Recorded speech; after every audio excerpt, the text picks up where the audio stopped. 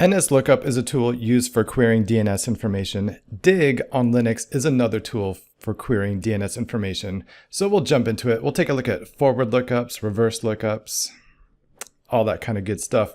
So let's just try it. Let's go into our Linux prompt. It doesn't really matter what our working directory is. We'll dig yahoo.com. And so we can see some information.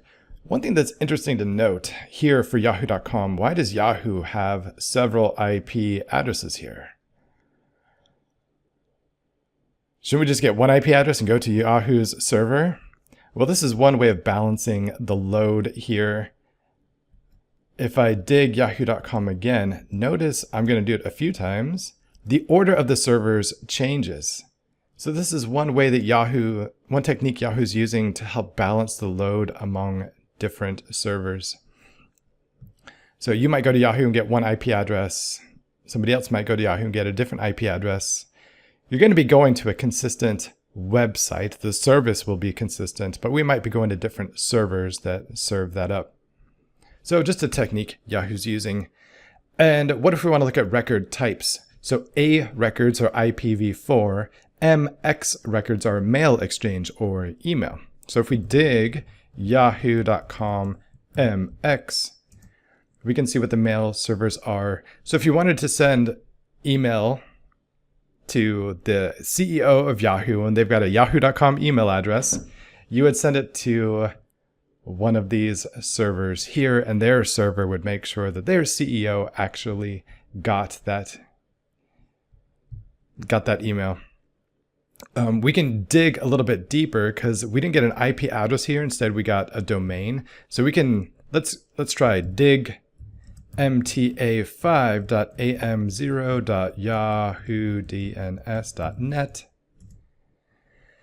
And then we can see different IP addresses. So even for their email service, they don't just have one IP address for their email servers. We can dig in and we can see that they've got several IP addresses because they're going to have a lot of email traffic that they have to handle, and they don't just want a single point of failure, a single IP address serving that content.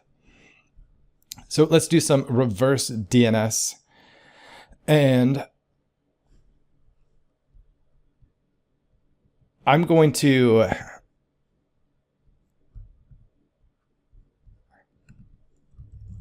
do dig-x. So -x means reverse lookup. 74.6.231.20.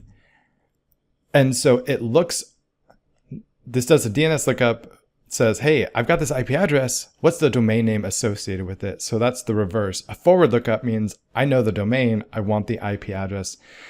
And so this tells me that that IP address is associated with, it says media router FP73 prod media VIP anyone .yahoo.com. The .yahoo.com at the end is probably the most important, but maybe the fact that it's a media router could be important to you depending on what you're doing. So that's good. So if I'm looking in my log files on my server and I see an IP address that I'm not familiar with, I can do a reverse lookup and try to see how that IP address is configured in DNS, what it's pointing to. Not every IP address will have a reverse lookup record associated with it, so you might look it up and it might just be missing. So that's fine. We showed how to do dig looking for, so by default it gave us A records. We just did dig yahoo.com. We got IP version 4 records. Showed an example of how to get email records. So how would you extend that? So I think this is important just to be able to find patterns, read the documentation, and learn. So here's my documentation that I gave you. Here's how we found MX records for yahoo.com. What if we wanted to find TXT records for google.com? Is that going to work? So what the heck is all this stuff? One way that sites verify themselves, like if I've got a website and Google wants to verify that I actually own that website, they might tell me, go ahead in your DNS, create a text record with some content that they give me. It's kind of like a secret code. So I put that secret code in my DNS and Google's like, oh, okay.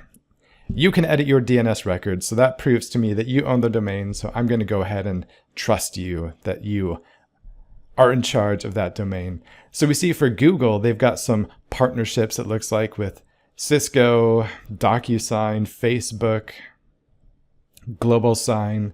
So to interoperate with those services, Google added some text records in its DNS. So see what else you can find. Run some dig commands on different domains.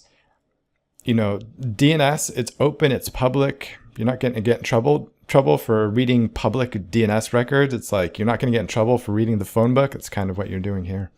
So try a few domains, see what you can find for the different record types.